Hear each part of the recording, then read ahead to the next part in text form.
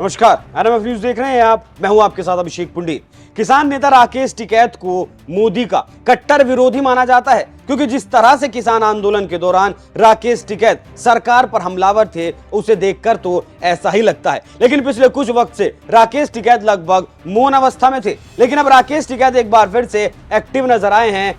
दरअसल सरधना से विधायक अतुल प्रधान प्राइवेट अस्पतालों की लूट खसूट को लेकर आमरण अनशन पर बैठे हैं। अतुल प्रधान का कहना है कि प्राइवेट हॉस्पिटल अपनी मनमर्जी से फीस वसूलते हैं, उन पर किसी तरह का कोई कानून लागू नहीं होता, कोई लगाम लगाने वाला नहीं है, जिससे गरीब आदमी को बहुत ज्यादा परेशानी होती है। अनशन का पूरा मामला भी आपको बताऊंगा, लेकिन पहले सुनिए इस दौरान राकेश टिकैत ने क्या कहा। सरधना विधायक ने अनशन शुरू किया और किसान नेता राकेश टिकैत भी अतुल प्रधान को समर्थन देने के लिए मेरठ पहुंच गए। यहां राकेश टिकैत से जब पत्रकारों ने बात की और कुछ सवाल पूछे, तो राकेश टिकैत ने कहा, अतुल का मुद्दा ठीक है, लेकिन बैठकर भी बात हो सकती है। इसके लिए कमेटी बनाई जाए जिसमें अतुल प्रधान को रखा जाना चाहिए। डॉक्टरों को भगवान का रूप कहा जाता है, लेकिन मौजूदा वक्त में इसका रूप बदलता जा रहा है। पहले अस्पताल में भर्ती मरीज का बिल लाखों रुपए का बना दिया जाता है, इसके बाद मोल भाव शुरू किया जाता है। यह प्रथा गलत है। मरीज पर जितना खर्चा आता है वही मरीजों के परिजनों से लिया जाए। विधायक अतुल प्रधान का मुद्दा ठीक है, लेकिन किसी भी समस्या का हल अनशन से नहीं हो सकता। इसके बाद राकेश टिकैत ने बीजेपी और मोदी को लेकर भी एक भविष्यवाणी कर दी, क्योंकि राकेश टिकैत कहीं बोल रहे हो और मोदी का मुद्दा ना उठाया जाए या फिर मोदी की बात ना की जाए, तो ऐसा होना तो असंभव नजर आता है। राकेश टिकैत ने मोदी पर भविष्यवाणी करते हुए कहा कि 2024 का चुनाव तो बीजेपी ही जीतेगी और प्रधानमंत्री भी मोदी ही बनेंगे, लेकिन वो बीच में प्रधानमंत्री पद छोड़कर राष्ट्रपति बन जाएंगे और फिर उनकी जगह अमित शाह देश के प्रधानमंत्री बनेंगे और शाह के प्रधानमंत्री बनने के बाद गृह मंत्री का पद खाली हो जाएगा।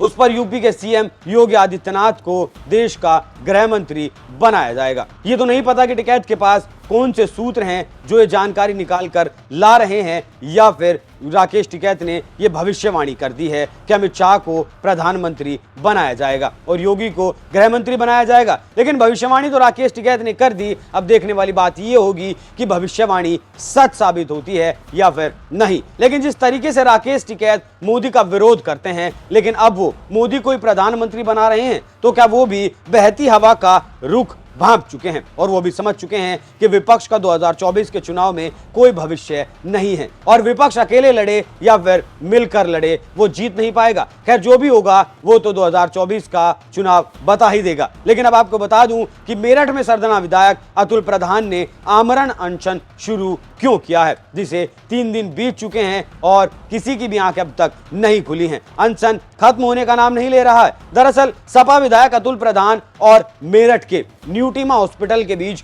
विवाद चल रहा है।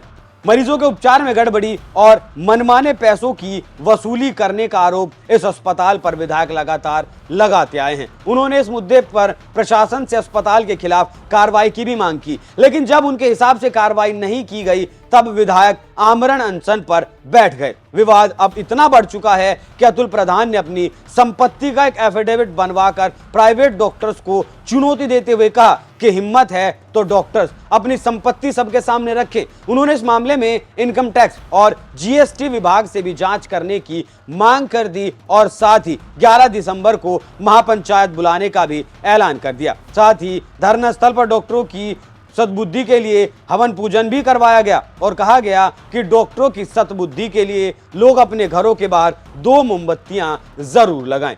विधायक के मुताबिक कई हॉस्पिटल 100% से ज्यादा बढ़ाकर फीस वसूल रहे हैं। डॉक्टर्स अपने पेशे पर कलंक हैं। तो जो विवाद विधायक अतुल प्रधान और डॉक्टर्स के बीच, अस्पतालों के बीच चल रहा है, वो लगातार गहराता जा रहा है और जो महापंचायत 11 दिसंबर को बुलाई गई है उसमें भी कोई समाधान निकले, ऐसे आसार तो फिलहाल नजर नहीं आ रहे। लेकिन जिस तरीके से सपा विधायक अस्पतालों की मनमानी के खिलाफ खड़े हैं और आम जनमानस की लड़ाई लड़ रहे हैं, उसे देखते हुए सीएम योगी सरकार को इस मामले का संज्ञान लेकर मामले को सुलझाने की दिशा में कदम उठाने के निर्देश देने चाहिए। वैसे जो लड़ाई अतुल प्रधान लड़ रहे हैं और राकेश टिकैत ने जिस तरीके से प्रधानमंत्री मोदी को लेकर भविष्यवाणी की है, उस पर आपकी क्या राय है? अपनी राय हमें कमेंट कर जरूर बताएं। नमस्कार।